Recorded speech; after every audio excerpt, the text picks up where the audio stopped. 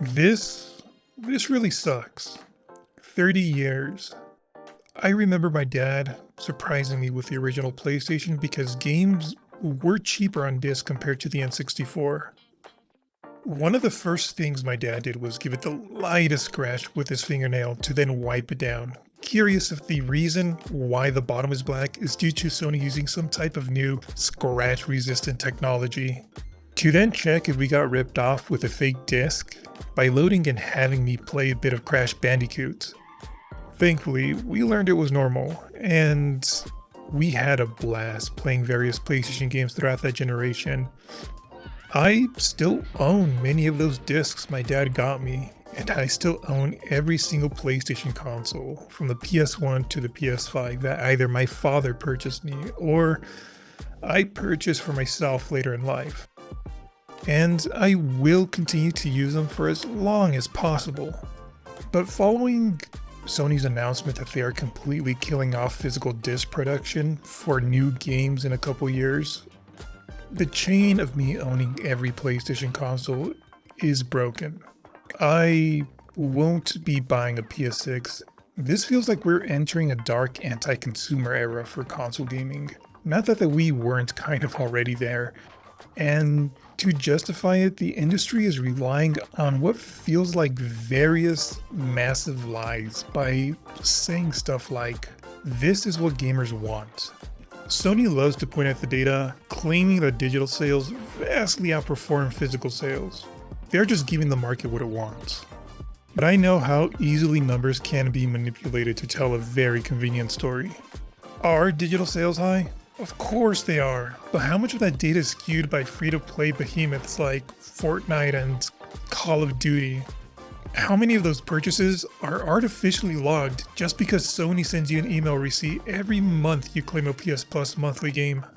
Combine that with the fact that hundreds of thousands of DLCs and incredible indie games like Enter the Gungeon, which I enjoyed so much I eventually bought the game twice just to have a physical release, are never given a disc option to begin with, or even later on. Even counting the worst of the worst slop games that trophy hunters love purchasing for $1. The press X to win game for an easy platinum to boost their account level. Sony isn't following the trend. This feels like they are manipulating numbers to force a monopoly. A monopoly with dynamic pricing, which at times may give your friends a 55% discount on a game where all you get is 34%. I remember seeing this with Astrobot, a game I owned physically. Still, at the time, the game digitally for me was $40. As for other people, $27. Yeah, I was not a fan of this.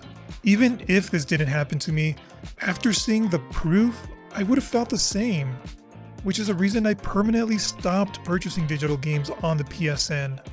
This also sadly means I'm not getting GTA 6 either.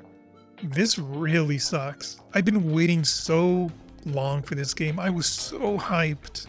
I thought worst case, they would hold off shipping a physical copy for a few months because of how dumb some people are with this game, as to hold off on leaks. But no, digital only, fine, whatever. I'll just wait to get it on PC instead. Now, let's be fair. Digital distribution has its perks. It keeps some legacy software accessible, and in some parts also cheap. When classic games like Armored Core, Tomba, or The Misadventures of Tron Bonne became astronomically expensive on the secondhand market, I gladly bought them digitally on the PS3's PSN. It was a cheap, effective safety net, which would at times even help lower the prices of various games. Why would I purchase this from you for $300 when I can get off the PSN for $8? This line of thinking has kept physical game prices in check over the years. Not all of the time, but for many of them. Still, there is a massive economic downside to an all-digital marketplace, and that's the death of competition. When you eliminate the disc, you eliminate Walmart, Best Buy, Amazon, your local game store, and more. You are left with a single corporate-controlled storefront. Years after the launch of Gran Turismo 7, Sony still demanded full price for the game on the PSN, and after watching gameplay videos and reviews, this wasn't worth that full price for me. But because physical retail exists, I waited out the digital gridlock, and after I received a notice from Wario64 on Twitter, I bought a brand new physical copy at Walmart for $20 alongside various other games which were also on sale. The same thing happened with Cyberpunk 2077. While the PSN store dropped it to $25 after a very rocky launch, at the same time I walked away with a brand new physical PS4 copy for $12 from a brick and mortar. And the physical copy comes with a free upgrade to the PS5 version. On PC, the only reason the digital marketplace works is because there are multiple storefronts that actually have to compete. Steam, Epic, GOG, and even Microsoft at times, amongst others. They fight for your dollar by slashing prices and even giving away top tier titles for free. And because of this, my digital PC library is massive, over 900 games, and I only ever spent roughly $140 that I literally had to make a LibreCalc spreadsheet just to track what I own so I don't accidentally buy a duplicate. Consoles don't have this competition. When physical media dies on PlayStation, Sony sets the price, and if you only own a console, you either have to pay for it or you don't play it. There are no other storefronts, no other competition to save you. You can say, but multiple stores will sell these digital-only games too, and sure, as Sony said, those codes will be sold through various retail stores. But will they have a say in the price for those digital games? Or will it just be the equivalent of a points card which will only activate once you pay a locked price depending on what it's currently being sold for on the PSN? Best case, if a store does get a say in it, congratulations, you are still the proud owner of nothing. It's the illusion of ownership. The you own your own digital library lie they keep telling you.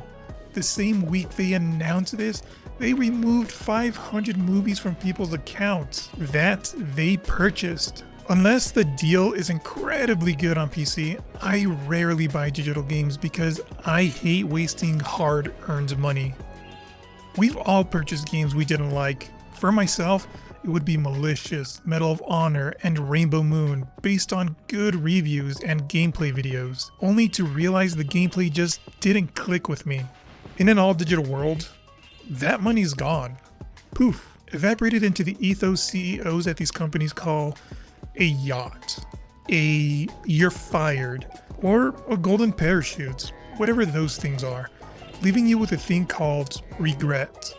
Thankfully, physical media provides a financial safety net. When Final Fantasy XV and Horizon Zero Dawn left me feeling disappointed, even though the reviews and gameplay looked amazing, I didn't have to eat the loss. I took those discs to my local game store and traded them for a physical copy of Doom 2016, a game I still very much enjoy today. And assume the person who traded it either didn't like it as much, traded it for something else, or just needed the cash. When Spider-Man 2 failed to grip me with its mediocre story and lame redesign, I didn't lose my investment. I handed the disc to my younger brother, who gushed over the gameplay and the Venom segments, and he got to experience that joy for free. I ended up gifting him my copy of Spider-Man 2 because I knew it was something I was never going to return to, whereas he every so often still pops it in. And yeah, I could have shared my PSN password too, which would allow him to experience the games whenever I'm not using the account. But what if, like with Horizon or Final Fantasy XV, he didn't care for those games either? Then, poof, money gone. No, I'm not going to make my full investment back, but because it could make another gamer happy who's tight on cash, I'd rather sell or trade it to someone else who may enjoy it more than I. Good luck trading the code in the box. We've all seen that Fallout 76 video. They're even stripping away the joy of physical games away from the next generation. Giving the kids an online gift card doesn't hold a candle to the expression of excitement I see when they unwrap a physical game they wanted. And I know this because I've done both. Alongside buying them something tangible like Super Monkey Ball or Sonic, I also got them a $20 gift card they asked for, and they immediately turned it into a $20 Fortnite skin. They wore the skin for about 5 matches, got bored, swapped back into a Lego banana character, I don't know what's going on in that game, and poof, another employee fired. It just feels like the industry is actively taunting us by also shutting down storefronts like the PS3's PSN, dropping physical backwards compatibility, and charging $40 to $70 for what may be a neutered digital remaster. I recently got the email about the PS3 and Vita store shut down too, and I kid you not, at the bottom of it, it says play has no limit. Yeah, right. The logic the industry and various people use to justify erasing old games is like saying, there's a new Lion King movie, so why would you ever want to watch the original? Why read the original Shakespeare when a modern retelling exists? Why play the original Grand Theft Auto San Andreas when the definitive edition is right there? It is completely absurd that over the years, gaming companies have actively deleted and replaced original classics with remasters, remakes, reimagined versions that are at times completely broken, stripped of the original atmosphere, or straight up worse than the source material. They aren't all bad, but it is insane that they can sell a broken mess and say it's okay, we'll fix it later. I have to rely on physical copies to play some of these games. Otherwise, if not for piracy, how can I? I am grateful. I am so incredibly grateful that emulation exists. And I owe a huge, massive thank you to the passionate communities and fans who've dedicated their time preserving these games. Because I still own my original physical discs, so if something happens to my hardware, I can just pop them into my PC disk drive and play them as close to the way they were meant to be played using one of these emulators.